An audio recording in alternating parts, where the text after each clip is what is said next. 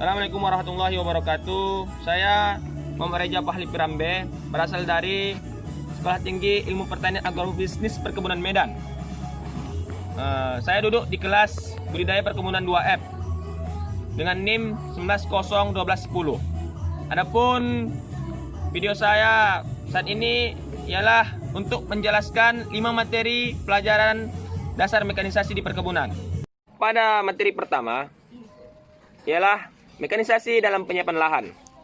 Perlu kita ketahui ada beberapa hal mekanisasi, kegiatan mekanisasi dalam penyiapan lahan seperti menumbang, merencek, dan merumpuk. Menumbang adalah kegiatan menebang atau menumbang pohon dengan gergaji atau singsau dan kapak. Pohon yang berdiameter 10 cm ditebang. Tinggi penebangan diukur dari tanah tergantung pada diameternya. Lalu merencek. Kegiatan merencek adalah memotong cabang dan ranting kayu yang sudah ditumbang, lalu dipotong-potong untuk mempermudah perumpukan. Lalu merumpuk. Merumpuk adalah pelaksanaan pengumpulan atau menata cabang dan ranting yang telah dipotong dikumpulkan dari kayu yang lebih besar. Oke. Penjelasan kedua yaitu mengenai blok, drainase, dan pintu air. Blok adalah manajemen terkecil dari suatu kebun yang kemudian secara kolektif membentuk updeling atau divisi, dan beberapa updeling atau divisi menjadi estes. Pembuatan blok-blok tanaman banyak ditentukan dari bentuk kontur dan topografi lahan atau areal. Lalu drainase. Drainase adalah pembuangan massa air secara alami atau buatan dari permukaan atau bawah permukaan dari suatu tempat.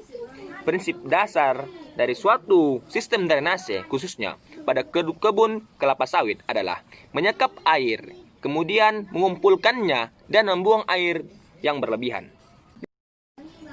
Pintu air berfungsi untuk mengatur keluar masuknya air dengan gaya gravitasi akibat selisih elevasi tinggi air di dalam dan di luar kebun. Pintu air biasanya dipasang di tanggul atau batas luar kebun. Materi ketiga ialah membajak dan menggaruk. Membajak adalah menggemburkan tanah sebelum melakukan penanaman atau penaburan benih. Juga merupakan salah satu alat paling sederhana dan berguna. Selanjutnya menggaruk. Menggaruk adalah kegiatan membersihkan gulma pada piringan tanaman sawit dengan menggunakan alat seperti cangkul dan babat. Materi keempat yaitu pemupukan. Dalam kegiatan pemupukan ada beberapa cara dalam menggunakan tenaga penggerak seperti tenaga manusia, hewan, dan traktor. Dalam semi mekanisasi alat penyebaran pupuk, baik organik, butir, dan cairan, berada di belakang traktor. Biasanya ada beroda 2 maupun 4.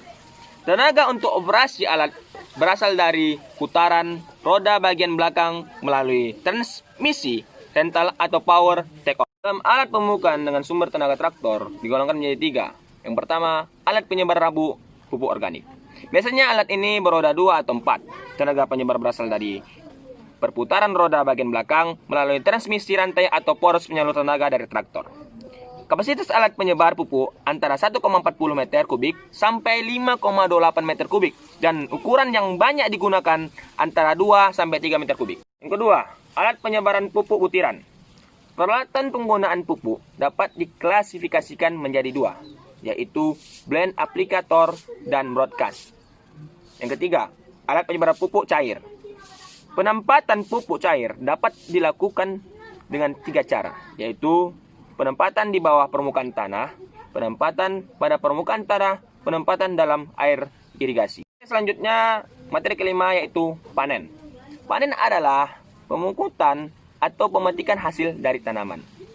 Adapun alat-alat yang digunakan dalam kegiatan pemanenan ialah egrek, dodos, gancang, angkong, kapak, karung. Egrek digunakan untuk memotong tandan buah pada tanaman sawit yang relatif lebih tinggi atau tidak dapat didodos. Lalu dodos digunakan untuk memotong tandan buah pada sawit yang relatif pendek. Gancau digunakan untuk mengangkat buah yang sudah dipanen. Angkong adalah alat yang digunakan untuk membawa sawit. Kapak sawit digunakan untuk memotong bonggol sawit. Lalu karung atau goni digunakan untuk mempermudah mengumpulkan brondol di setiap pohon.